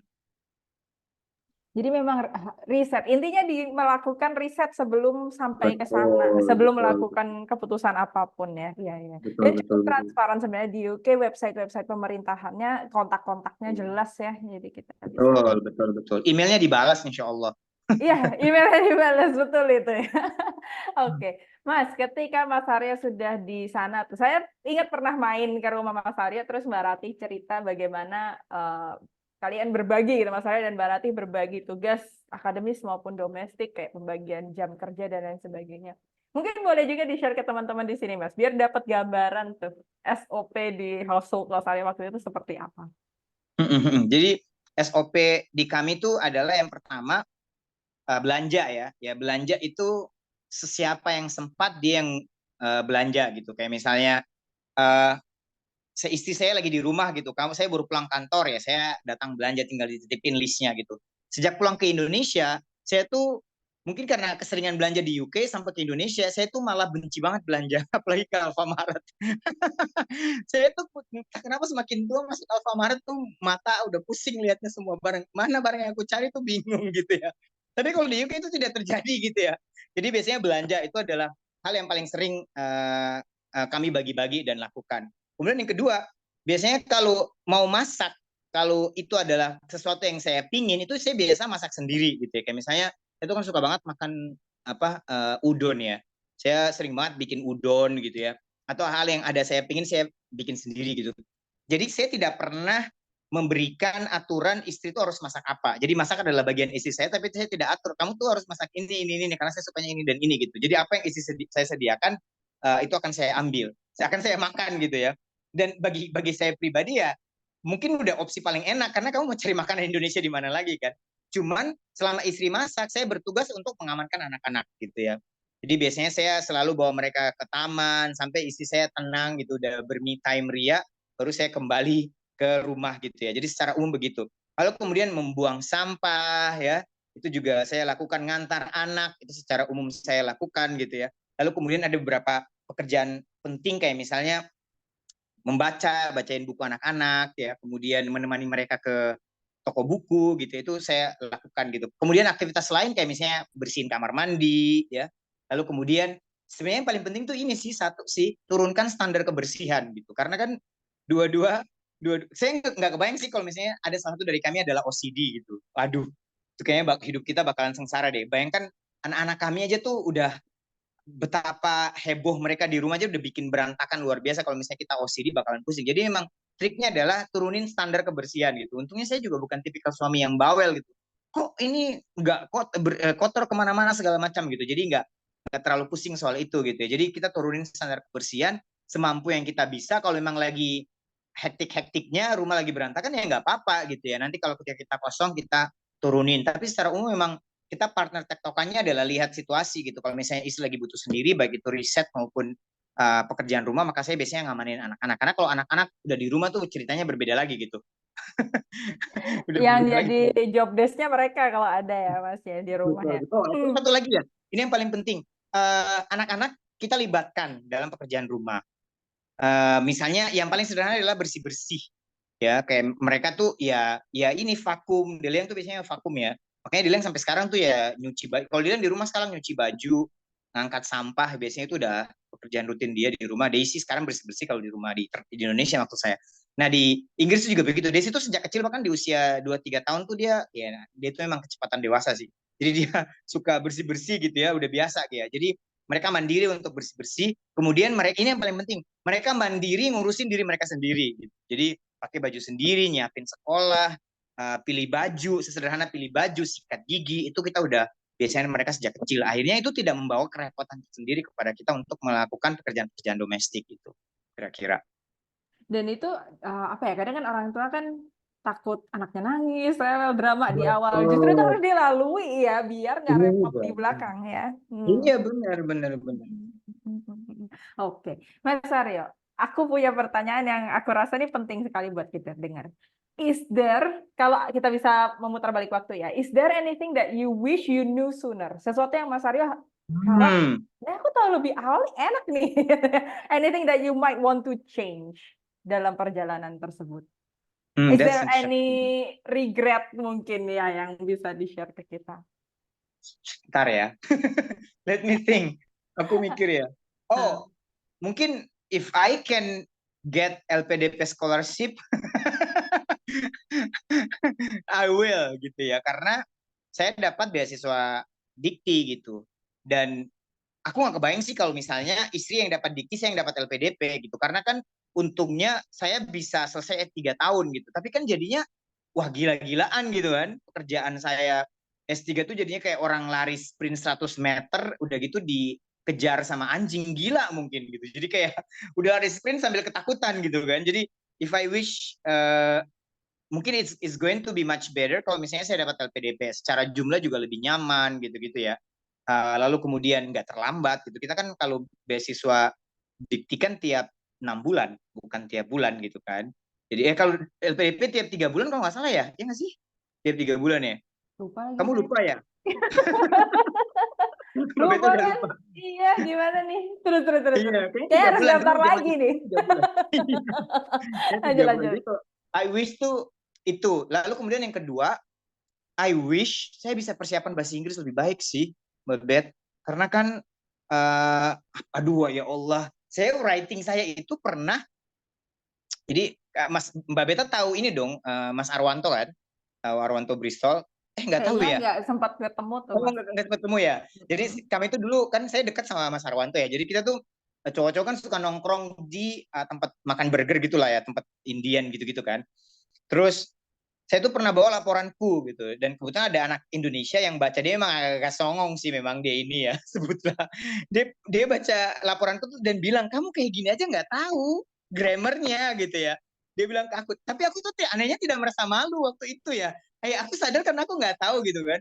Terus si Mas Arwanto tuh kan mungkin kasihan sama aku kan. Terus Mas Arwanto bilang gini, ya wajar lah dia kan anak teknik gitu. Dia kasihan mungkin karena lihat aku dibodoh-bodohin seperti itu gitu ya. Aku merasa waktu itu aku tidak merasa dibodoh-bodohin karena memang karena bodoh kan. Karena itu walaupun aku overconfidence, kalau aku bodoh tuh aku tahu aku bodoh gitu ya. Itu yang aku acknowledge gitu ya. Jadi mungkin kalau ditanya aku apa yang aku pingin regret tuh mungkin aku bahasa sih, karena gara-gara bahasa itu tuh aku butuh sekitar 1,5 tahun mungkin Mbak Beta baru nyaman nulis paper akademik gitu. Mungkin akan lebih cepat gitu. Dan akhirnya mungkin mungkin saya bisa jadi PhD tesis terbaik kali mungkin ya. Jadi dulu tuh waktu saya mau lulus tuh goal saya adalah kayaknya gue bisa jadi PhD tesis terbaik nih, karena kan saya lulusan tercepat kan. Tesis saya lumayan bagus nih. Cuman ternyata maybe I can do better gitu kalau misalnya saya bisa mempercepat kemampuan bahasa saya gitu. Dan kemampuan coding. Dua hal Oh, itu oke. sih. Kemampuan bahasa dan kemampuan coding. Kalau misalnya saya punya kemampuan coding yang lebih bagus kayak istri saya, mungkin akan jauh lebih cepat sih, Mbak Beta itu. Tapi anyway, saya nggak terlalu regret banget sih. Tapi kalau bisa It's dicari mungkin itulah ya. I see. Oke, oke. Jadi memang ada hal-hal yang bahasa tuh emang capek banget sih, Mas. Iya, Aku benar. Dan ngalamin aku tuh bukan soalnya. orang yang jago, dan aku tuh menurutku tidak punya kecerdasan bahasa menurutku ya. Kayak aku Gitu pernah ya? belajar bahasa Cina nih Mbak Beta. Cuman Eh, satu pertemuan udah mundur. Mungkin lebih ke malas kali ya. nggak Itu kayak lebih telaten ya? ke malas ya. Jadi kayak kemudian ya untungnya belajar bahasa Arab saya masih betah sih sampai sekarang. Tapi at Hmm. least dan itu kayaknya kebawa ke Deliang deh. Jadi kalau ada yang bilang, wah Deliang tuh kayaknya dia punya kecerdasan bahasa. Oh kebalik, justru dia tidak punya kecerdasan bahasa dari kecil. Dia lama banget belajar bahasa Inggris dan so on. Maksudnya dibanding sama adiknya Daisy misalnya yang perempuan yang lebih cepat. Kayak Daisy seminggu di Ternate udah bisa logat Maluku gitu. Deliang masih medok aja gitu kan. Jadi memang beda cerita gitu. Jadi saya merasa bahasa tuh aduh astagfirullahaladzim. Terus itu gara-gara grammar deh, sumpah deh. Itu bisa Ya. nggak sih pembelajaran Inggris tuh tidak dikaitkan dengan kemampuan kita menguasai grammar? Kayaknya itu bikin aku trauma. Jadi aku tuh kan karena belajar 3 tahun TOEFL yang structures and expression Hmm. itu kan susah kan. Dan nilaiku tuh Hmm. nggak pernah lebih dari 51, lebih dari 510 gitu. Selalu di bawah 500 rata-rata. Itu bikin aku trauma kayaknya deh. Akhirnya saya tidak mau megang tuh yang namanya grammar dan seterusnya gitu. Itu tuh bikin trauma sih memang. Ya, ya, ya. Makanya saya selalu bilang sama student, let's do it right. Ayo kita lulus one shot. Jangan jadi budak kapitalisme ujian-ujian yang expired 2 tahun ini. Ujian-ujian, benar, benar, benar, benar, It's really benar. Tapi itu important. beneran budak kapitalis, beneran Mbak Beta, mereka bikin semua jadi bisnis. Kurang ajar banget. Meskipun aside from saya meyakini IELTS itu membantu kita transisi ya, maksudnya kan banyak dari kita bekerja dulu baru kuliah lagi. Ini bagus memang untuk transisi. Tapi Betul, nanti you betul. will grow anyway. Di sana tuh mau nggak mau Betul, betul. Ya akan Allah, pasti belajar juga membaik. di sana. Ya, kalaupun nggak membaik, ada proofreader. Kita punya resource untuk help ourselves di sana, jadi tenang aja Betul, ya. betul, betul, betul. Oke, Mas Aryo, classic question sebelum kita bahas pertanyaan teman-teman di sini. Ini sering banget teman-teman diskusikan, tapi saya juga nggak punya jawabannya. Mungkin Mas Aryo yang pernah mengalami bisa kasih jawaban. Nikah dulu atau PhD dulu, Mas Aryo? Oh my God, that's a very classic question. Dan kayaknya hampir setiap seminar dimanapun pasti ketemu ya pertanyaan ini gitu ya. Kalau saya jawab itu adalah apa yang kamu dapat duluan itu yang diambil. Apa yang ada di depanmu. Ya. Karena itu rezekimu yang udah jelas. Kan misalnya gini nih ngebayangin, ini jodoh nggak ada di depan kan. Terus kamu membayang gimana depanmu tuh kan tembok kan. Terus kamu membayangkan nanti ada pangeran berkuda robohin tembok datang di depanmu kan enggak kan. Itu sesuatu yang nggak mungkin kan. Jadi isi saya selalu bilang ambil apa yang di depanmu gitu ya. Kalau di depanmu adalah beasiswa, ambil beasiswa. Kalau di depanmu jodoh datang duluan, ambil jodoh yang datang duluan, yang lamar duluan atau apapun itulah. Toh kalau kalian mau sekolah lagi, kalau udah jodoh datang duluan tinggal didiskusikan dan seterusnya. Jadi memang ambil yang ada di depanmu. Karena menurutku definisi tujuan hidup itu bukan untuk menikah sih. Dan tujuan hidup, apalagi tujuan hidup itu bukan untuk PhD gitu. Menikah. Ya, jadi tujuan hidup bukan untuk menikah dan tujuan hidup juga bukan untuk PhD apalagi kan. Jadi jangan akhirnya itu memenjarakan kita untuk apa ya mempunyai ownership terhadap hidup kita sendiri gitu. Karena kalau misalnya semua dilakukan karena ada pengaruh yang tidak didasarkan pada ownership tersebut, nanti kita bakalan regret luar biasa sih. Kayak misalnya lu udah S3 ternyata, wah coba dulu aku nikah dulu ya. Yang udah ngelamar kemarin kenapa? Nah misalnya kayak gitu. Atau misalnya udah menikah, lah dulu aku udah menikahnya gue nggak bisa sekolah-sekolah deh gitu ya. Jadi tolong kenali kamu tuh mau ngapain gitu tuh penting banget ya. Saya kalau istri bilang, kamu tuh udah tahu mau ngapain nih gitu. Baru kamu mutusin untuk PhD atau kamu mau menikah. Kalau kamu udah tahu memang prioritas-prioritasmu, maka ambillah peluang itu. Sama sebenarnya dua-duanya itu adalah takdirnya Allah yang tidak segampang itu kita desain kan. Jadi kayak nggak seperti kita mesen makanan di GoFood kan, yang kita bisa pilih kan. Dia tuh bener-bener kayak S3 itu juga hampir mirip dengan jodoh kan, karena kita nggak tahu kita beasiswa di mana. Ya Andes, kamu anak Abu Rizal Bakri lah ya. Kamu tinggal milih, oke gue mau PhD di mana kan bisa gampang kan, tapi kan tidak seperti itu. Jadi karena dia benar-benar misteri, jadi pastikan kita tahu apa yang mau kita mau dan ambil yang ada di depan kalian gitu. Kalau memang kamu perempuan nggak usah mikirin umur, aduh. Udah deh, ini 2024 deh, You'll please deh. get old anyway ya kan? Iya, Why get old and get the degree? makanya terus lagian juga aduh ya anyway, untungnya sekarang saya memperhatikan para Gen Z atau milenial yang bagian atas gitu mendekati Gen Z, kita udah lebih punya ownership dan kepemilikan terhadap diri kita sendiri gitu. Jadi kayak akhirnya pun kita mau orang ngomongin apa juga udahlah ya, we know ourselves gitu ya. Ya walaupun kadang-kadang kita merasa annoying, which is wajar. Kalau kita nggak annoying agak nggak wajar juga sih, wajar karena kita manusia biasa gitu ya. Itu yang membuat kita tetap stay sane sih, dan lakukan apa aja yang kamu percaya itu benar menurutku. Cuman ini ya Mbak Beta, terakhir sebelum kita ke teman-teman, Betul. kalau kalian mau S3 tuh mikir-mikir lagi deh, maksudnya gimana ya, apalagi kalau kalian balik ke Indonesia beneran. Sekarang ini cerita yang menarik nih Mbak Beta, ini udah kejadian dan saya baru sadar itu terjadi kira-kira 2-3 tahun terakhir. Sekarang itu udah banyak lowongan dokter dosen di Indonesia, lowongan dokter di Indonesia dosen itu udah nggak ada yang mau daftar. Bahkan kemarin itu kalian bayangkan informatika ITS, one of the best jurusan di Indonesia, itu nggak ada yang daftar Mbak Beta yang dokter gitu, sampai lowongannya tuh lama ditunggu dicari-cari orang gitu. Saya memperhatikan memang pada akhirnya kalau kalian PhD dan balik ke Indonesia terus ngajarnya cuma jadi dosen, ya mungkin peneliti sekarang agak mending ya, karena BRIN kasih remunerasi yang menurutku lebih manusiawi gitu ya. Mereka udah gajinya udah di atas 15-an gitu ya sekali masuk gitu, lulusan dokter. Bayangkan dosen gitu, ada teman saya yang gajinya dokter yang dia sempat postdoc di sebuah negara maju dengan gajinya 50 juta, dia pulang-pulang dapat gaji 5 juta gitu ya tiap bulan, yang udah gitu bisa ngajar sampai 21 SKS misalnya sebutkan. Itu kan penyengsaraan luar biasa kan. Jadi kalau kalian mau PhD beneran nih, mungkin kalau kalian niatnya pingin cari ilmu, itu justru saya lebih dukung gitu. Kayak misalnya, gimana sih, if you want to transform yourself, first of all, itu yang pertama, karena PhD itu kan mengubah diri kita kan. Yang kedua, kalian tuh bener-bener suka banget sama ilmunya gitu ya. Itu saya dukung banget gitu ya. Dibanding kalian mikirin, ini akan membantu karir saya gitu. Kayaknya jangan deh, mending kalian yang, gue tuh pingin belajar, memang suka ilmu pengetahuan gitu. Kayak saya pun sampai sekarang kepikiran pingin PhD lagi gitu, tapi tapi bidang yang aku pingin gitu ya, which is aku lebih mendukung orang-orang yang pingin mencari ilmu dibanding dia mikirin gue nanti PhD bisa lebih gampang dapat pekerjaan gitu-gitu ya. Itu bener-bener di brainwashing di kepala kalian, karena dokter tuh tidak benar-benar tidak membuat hidup kalian akan jauh lebih layak ketika kalian pulang ke Indonesia gitu. Yeah. Bahkan kalian jauh lebih banyak merutukin nasib bangsa ini gitu ketika kalian balik gitu ya. Iya, ya. Mungkin itu. Tapi kalau kalian pingin ya Karena ngomong udah ada informed pessimism gitu loh Mas Aryo. Bukan pesimisme betul. yang blind, udah deh gitu, enggak. Tapi kita tahu peta situasi di kehidupan akademis dan bagaimana kesenjangannya di kehidupan profesional. And that's true, itu bitter That's truth-nya. true. Degree tidak Betul, membuat betul. kita lebih sejahtera. Yes.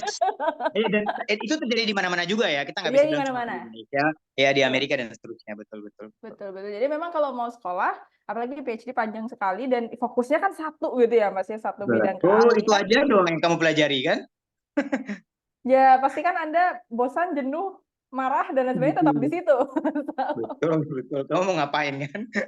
Betul, betul. I've been considering S3 Mas Arya, tapi at the same time I'm not an academician, so kayak Kalau saya PhD berarti saya sudah menemukan mission yang saya pengen kerjakan like for a Betul, long betul, time, betul, betul, betul, bukan betul.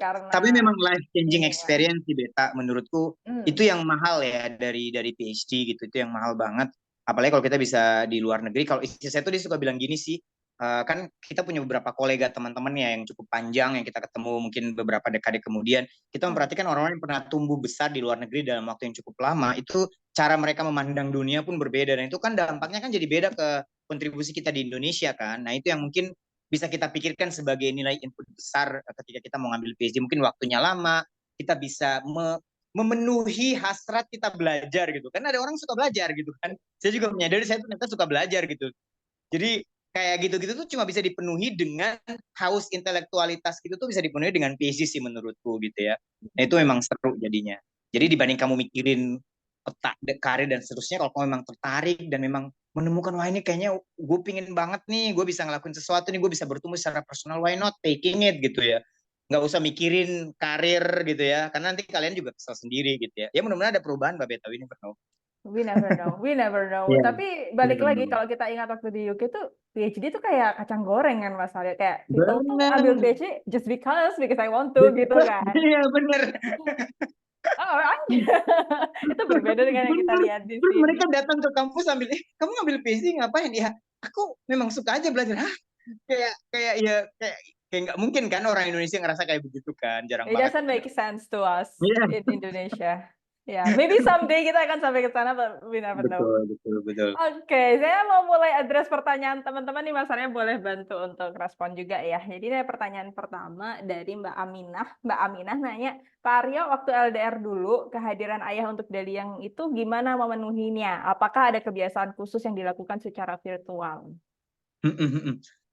Nah, dulu itu udah ada WA, tapi saya nggak pakai WA ya. Terus saya baru pakai WA pas di UK kalau nggak salah. Jadi kami tuh sering video callan ya. Jadi video callan itu wajib ya, wajib banget. Tapi sebenarnya peran ibu itu mendukung banget ya. Jadi ibu tuh selalu mengkomunikasikan kehadiran ayah ya, di tengah anak-anak ya. Jadi memang yang pertama tuh memang harus nurunin ekspektasi sih. Jadi kalau lagi LDRan itu nggak mungkin kamu ngebayangin kehadiran ayah itu seperti kehidupan rumah tangga normal. Itu hampir nggak mungkin. Sama kayak kamu melibatkan nenek untuk pengasuhan anak gitu. Jadi pasti targetan parenting bisa miss gitu. Karena kan nggak ideal kan posisinya. Jadi itu juga yang kami sadari bahwa nggak akan ideal dengan ketidakhadiran ayah. Jadi pertama memang kami sering banget aktivitas rutinnya adalah video callan. Kemudian yang kedua adalah ibu, jadi ibunya ya, istri itu mengambil peran untuk mengisi ruang-ruang ayah gitu. Jadi menceritakan kesibukan ayah,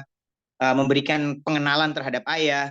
Lalu kemudian tadi ya, saya tiap 3 bulan, tiap 6 bulan tuh ngusahain balik gitu. Gimana caranya balik dan ketika hadir dengan Deliang ya saya hadir as a person gitu. Bahkan ada momen di mana saya pernah 7 hari apa 2 minggu ya, perjalanan cuma sama dia ketika dia berusia kayak berapa tahun sih?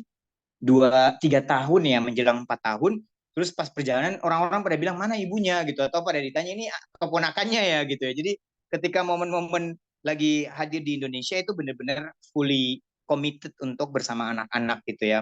Walaupun memang lagi-lagi tidak ideal ya. Akhirnya bonding karena untungnya saya udah bangun bonding 2 tahun awal ya bersama dengan Deliang. Ya jadi Deliang tuh adalah orang yang saya mandiin gitu dari kecil sampai gede, karena dulu istri saya sempat takut mandiin anak waktu di Taiwan selama 1,5 bulan karena takut anaknya mati gitu, kayak wah nanti kecebur air gitu ya. Jadi memang saya punya tabungan 2 tahun awal untuk bonding anak, dan itu lumayan membantu sih sebelum bertemu lagi dengan Deliang di usia 3,5 tahun ya, sebelum ke UK 4 tahun. Jadi paling penting kita memang menjaga komunikasi, lalu kemudian turunkan ekspektasi, dan ibu memberikan kehadiran ayah dalam cerita-ceritanya. Itu mungkin kira-kira. Betul, betul, betul. Intinya menjaga tetap fungsional dan keep you in the Betul, picture betul. ya, Mas Arya. Betul, Ya. betul, betul. Nah, ini pertanyaan dari Miss Rindu. Agak banyak nih pertanyaannya. Kita coba breakdown satu-satu ya. Yap, Pertama, yap. tentang gaji dosen di Indonesia. Wah, ini saya banyak dengar cerita dari Mas Arya ini tentang ini, tapi Mas Arya bagi sendiri aja deh. Kayaknya nih arah pertanyaannya itu gaji dosen di Indonesia ketika dibawa ke sana tuh bertahan berapa lama? Oh, kayaknya Waduh. Nerva itu ya. Gimana, Oke, oke, oke, gimana? oke. Itu dulu, itu dulu. Jadi ini satu dulu ya pertanyaan pertama ini ya. Jadi gini, gini, gini, gini. saya perhatikan gaji dosen tuh tergantung dengan di mana kamu ngajar dan di kota mana kamu tinggal gitu ya. Jadi sayangnya gaji dosen yang di atas 10 juta itu terjadi hanya di beberapa kampus gitu ya. Mungkin ada PTNBH yang lebih solid kayak ITB, ITS. ITS itu bayaran doktor itu kalau yang udah cukup lama gitu ya, kayak mereka udah bangun karir baru S3 baru balik lagi gitu ya. Kan beda ceritanya ya, kayak orang baru masuk S3 itu kan beda ceritanya lagi gitu. Tapi kalau dia udah bangun karir kayak istri itu kan udah bangun karir, udah PNS duluan baru S3 lagi, itu bisa dapat 13 sampai 15 juta kira-kira. Tapi ada beberapa kampus swasta yang saya tahu gajinya tuh jor-joran. Kayak Bakri, University of Bakri, Presiden University, saya pernah di Presiden University itu take pay home-nya itu sekitar 15-an lah. Binus juga sama gitu ya. Tapi dengan jumlah kampus di seluruh Indonesia yang sebanyak itu, bandingkan dengan gede gaji, maka ada sekitar 98% yang gajinya tuh lumayan tidak menyenangkan ya. Jadi kayak misalnya ya UMR, ada yang standar UMR, ada yang misalnya universitas-universitas Islam ya. Aduh saya nggak boleh sebut merek ya. Universitas Islam itu ada yang cuman gajinya 2,5 juta misalnya gitu ya. Lalu jadi itu kadang-kadang tergantung ya. Nah sekarang kalau pertanyaannya kita ambil, sebelah kita ambil garis limit rata-rata gaji dosen itu 78 juta. Menurutku itu kayaknya hitungan yang tepat deh. Sebenarnya 78 juta. Berapa lama tahan di UK? Kayaknya kalau kita ngomongin di Inggris ya, kalau di Inggris nggak bisa gitu. Cuman bisa kecuali kamu tinggal di sebutlah Nottingham, kamu sendiri. Lalu aku lagi membayangkan skenario skenario paling murah. Lalu kamu ngekos yang biaya hidupnya, aduh itu pun kayaknya nggak bisa deh. Karena di sana pun kan biaya apa namanya kan kos-kosan tuh 100 pound, 150 tuh mungkin dapat lah ya. Itu kan udah 3 juta sendiri gitu ya. Kalau terus kamu sisa hidup sebutlah 3 juta lagi gitu ya, itu udah ngepres banget gitu. Belum kita ngomongin beli tiket, belum kita ngomongin persiapan visa. Jadi kalau ditanya apakah gaji dosen cukup, nggak bisa. Yang cukup adalah gaji CEO, sebuah manajer besar atau apa gitu ya. Yang kalau saya dulu itu adalah waktu bangun publishing itu kalau kamu mau settle tuh di penghasilan 15 sampai 20 juta itu mungkin masih mungkin ya, masih mungkin. Jadi kira-kira 1.000 sampai 1.000-an pound lah. Itu masih mungkin. Tapi kalau di bawah itu agak berat kalau di UK. Mungkin kalau tempat lain berbeda. Mungkin kalau tempat lain berbeda. Saya tidak terlalu tahu kalau di Australia ada part timer, kalau keluarga bawa suami dia bisa jadi ini sarjana ini apa sih sarjana cleaner ya. Oh, Nah, ada sebutannya apa sih iya, aku iya, lupa. iya. Oh, floor Iya, engineer, floor betul-betul. engineer, floor engineer. Jadi floor engineer itu bisa gajinya gede, bisa support dan seterusnya. Tapi kalau ngandalin gaji di Indonesia, apalagi gaji dosen, dan untuk Susah stay di ya. luar negeri, rada susah sih menurutku. Memang Kecuali di opsi Taiwan mungkin masih bisa. opsi terbaiknya memang beasiswa ya, Mas ya. Betul, betul, betul, betul. Apalagi kalau misalnya cuti tanpa tanggungan negara, kan jadinya gaji PNS tuh. Gaji PNS misalnya itu kan tergantung golongan kan, ya pol-polan 3-4 juta kan. Waduh, itu lebih menyedihkan lagi jadinya kalau Hmm. misalnya ke UK. Ini daftar beasiswa aja ya. Kita bukan anaknya Hairul Tanjung, ya kan? Nggak punya lembaga pengelola dana apa-apa soalnya. Jadi ya, mari kita daftar beasiswa. Oh, LPDP itu lembaga, oke. Dan apa-apa ya. Beda kita, Mas, bukan anak bangsawan soalnya. Oke, pertanyaan Gitu. kedua. Terus ketika Daisy lahir ya dan orang tuanya lagi di kampus, dititip ke siapa nih waktu? Betul.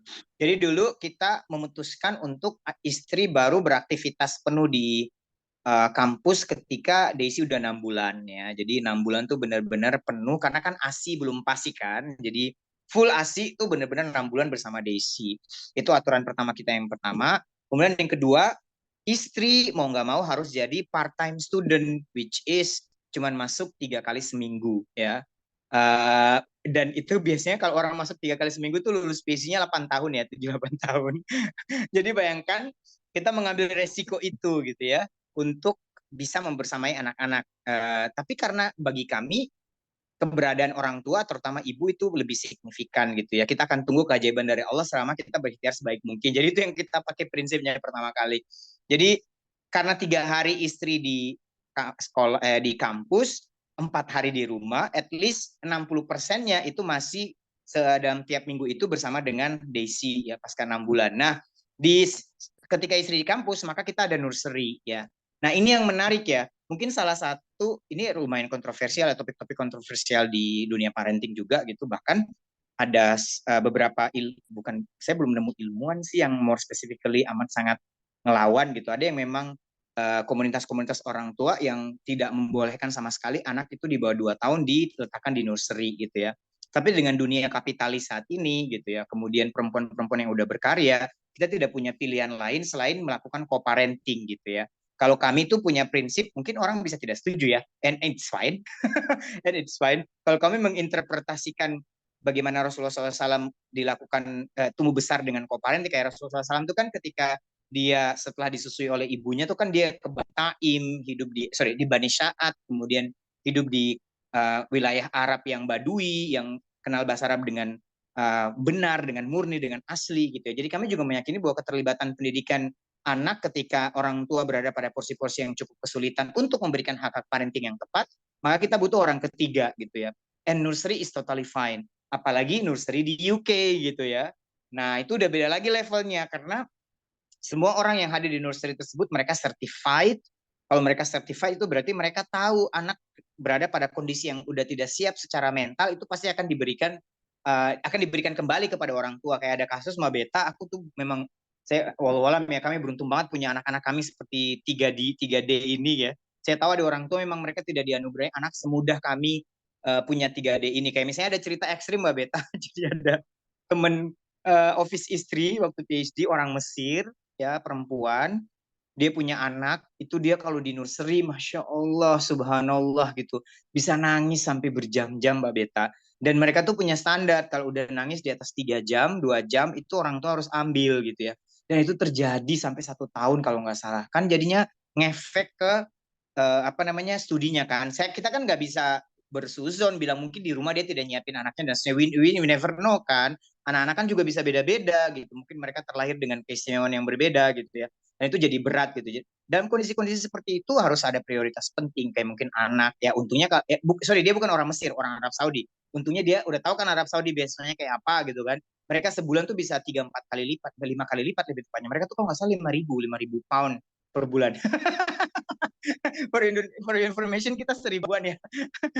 Jadi kan mungkin mungkin beda cerita gitu ya. Jadi akhirnya ketika Daisy di atas 6 bulan ya, dalam 3 kali pekan itu dia di nursery. Kalau nggak di nursery ya pure sama istri saya gitu ya. Jadi kalau makanya ketika saya mampu saya akan membawa Daisy keliling gitu. Kita bisa keliling Bristol ya, pokoknya intinya memberikan ruang kepada istri saya untuk punya me time lah. Karena kan bayangkan kalau nggak ada Daisy istri reset ya kan. Kalau apa namanya istri ada di rumah ya sama Daisy gitu karena saya kerja udah full time workers waktu itu gitu. Oh iya, salah satu pertimbangan lagi kami nggak ngambil 7 hari full selain anak adalah biaya. Waduh, mahal ya. Makanya kalau bisa di negara-negara Skandinavia tuh lumayan sangat-sangat baik untuk terkait dengan nursery mereka. Mungkin begitu. Ya, ya, ya, betul. Emang nursery ini nanti jadi expenses yang lumayan gede banget ya. Betul, betul, betul, betul. Waktu Kayaknya itu satu berapa, Mas? beasiswa deh Mbak Beta. Oh, iya, Saya tahu. beneran. Iya kayaknya deh. Oh Kalau kalau full, 7 hari itu full tuh satu beasiswa 1.000 pound. 1.000-an. Nah, 1 bulan. Ya, itulah, Terus guys. kita tuh akhirnya 400-an, bener kan? Iya bener, Ya, berarti empat betul, betul. ratusan berarti full bener Separuh. 400. Iya Ya, sekarang separuh. apalagi sekarang ya, maksudnya dengan Makanya inflasi dan lain sebagainya. Wow. betul betul. Di UK sekarang kan tambah mahal kan? Dengar-dengar Hmm. teman-teman cerita gitu kan. Sedangkan kenaikan beasiswanya cuma kayak 50 pound gitu, Mas. Kayak, ada. Oke, terus pertanyaan selanjutnya. Nah, ini pertanyaan yang mungkin kita nanti bisa, oh ini, hal yang paling sulit dilakukan di UK selama studi. Kalau Mas Arya apa nih yang dialami? Aku tuh bahasa sih Mbak Beta. Bahasa tadi ya? Oke. Iya, jadi kalau Mbak Beta atau teman-teman lihat apa namanya dokumen revisi saya pertama kali nulis itu subhanallah Allahu Akbar merah itu dari halaman pertama sampai halaman terakhir yang aku kalau ngeliat tuh tunggu merenung dulu gitu merenung ini maksudnya apa ya tiap paragraf gitu jadi memang bahasa adalah hal yang paling aku struggle gitu jadi makanya kalau aku sekarang ngelihat orang belajar bahasa terus udah nyerah duluan tuh kayak saya pengen tak lempar sama gelas sih kayak kamu itu tuh loh nggak ada apa-apa ketika kamu udah di luar negeri, mending kamu sengsara deh sekarang gitu, basic-basicnya dibenerin gitu. Aku tuh memang basicnya kacau ya, wajar ya, kelihatan kan IELTS-nya 6,0 itu tuh udah tidak sehat kan sebenarnya kan.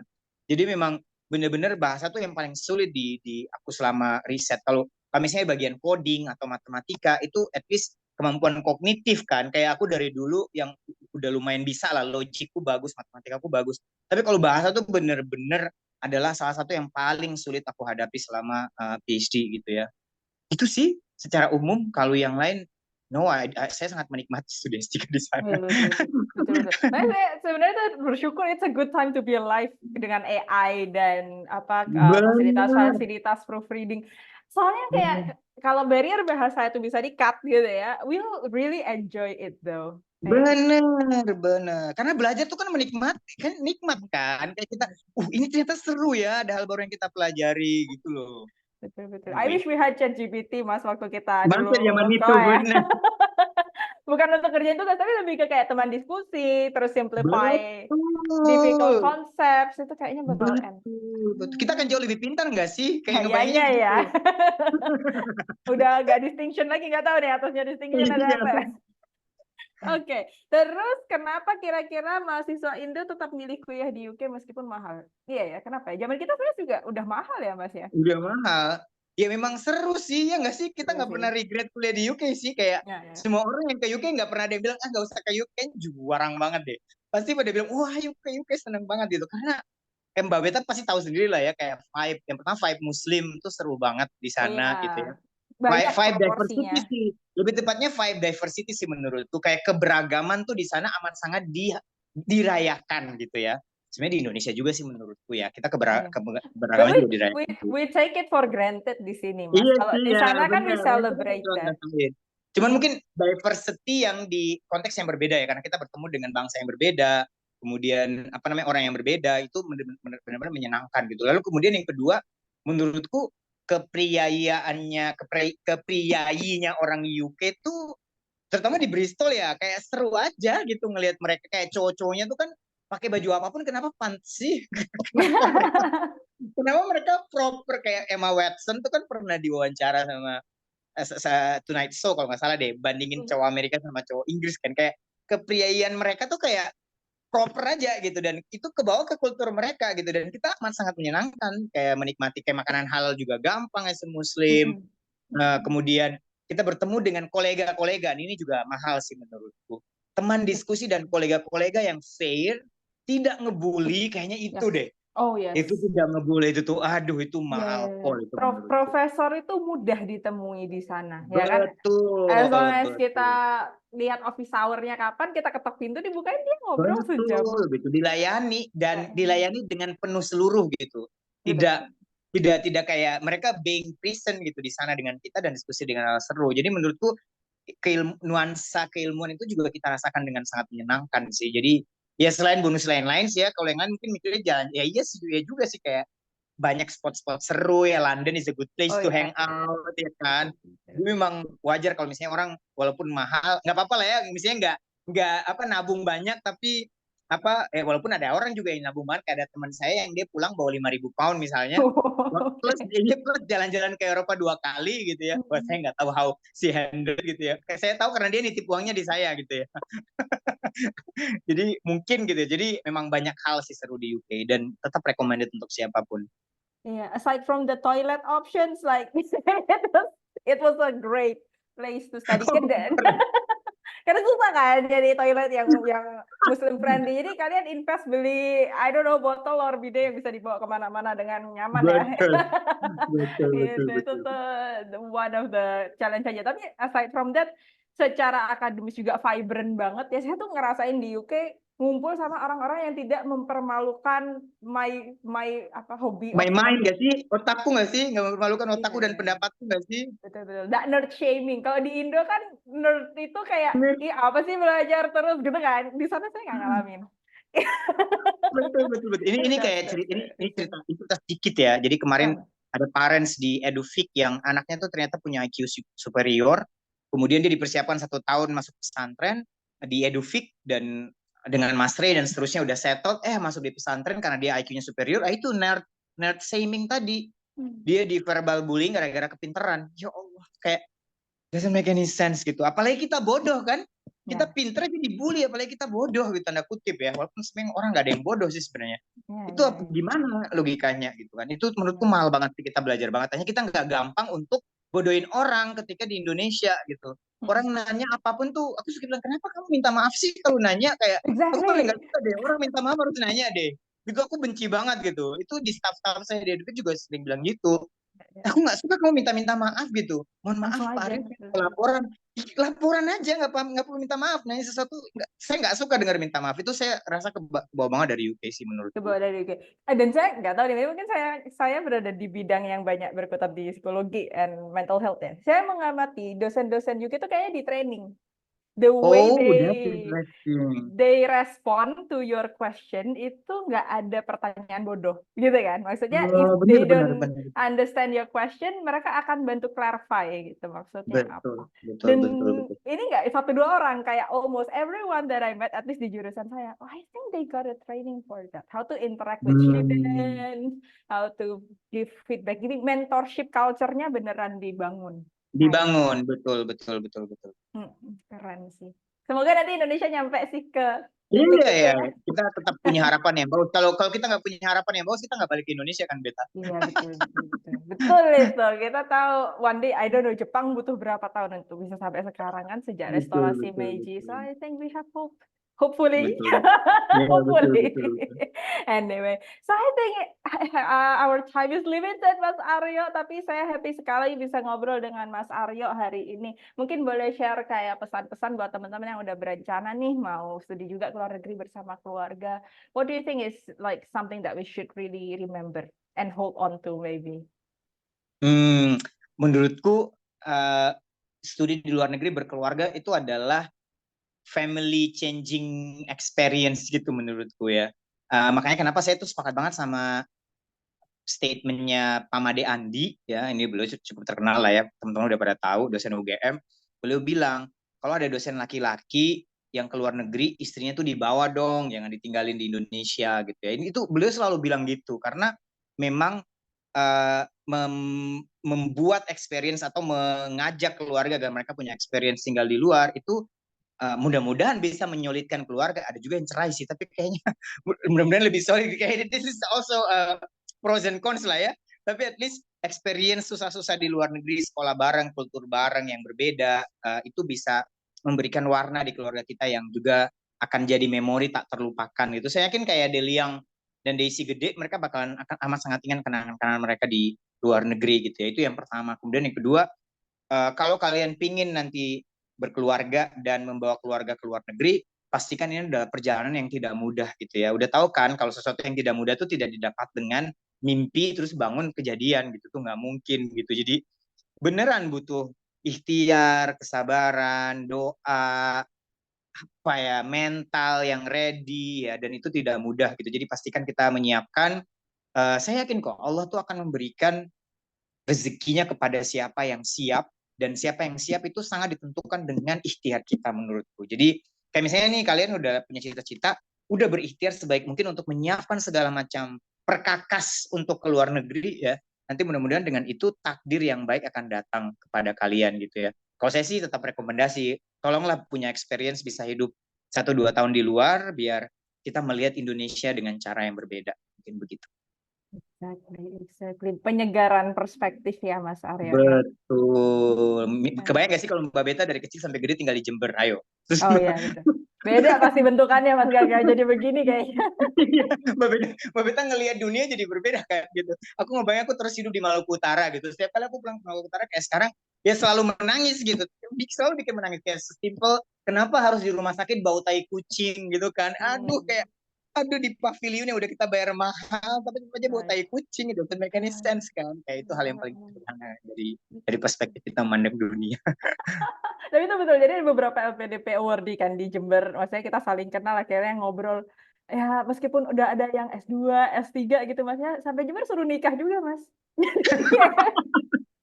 ada yang udah peneliti di Cina dan lain sebagainya. Sampai Jember juga pertanyaannya kapan nikah. Jadi it's kind of like becoming our internal joke gitu kan. Susah-susah ya ditanya kapan nikah. Tapi ya anyway, as you said, nikah dan S3 itu bukan your whole identity, your life is beyond that.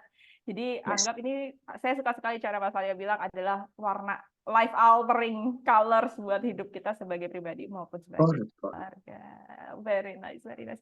Oke, as a closing, saya mau perkenalkan kesempatan belajar buat teman-teman. Jadi saat ini Mas Arya tadi sempat bilang bahwa persiapan bahasa itu akan sangat membantu teman-teman untuk jauh lebih menikmati proses belajar di sana. Dan saat ini kami sedang ada promo Ramadan nih sampai nanti di bulan April. Jadi Aku pendaftaran sampai... di-sharing dong Mbak Beta.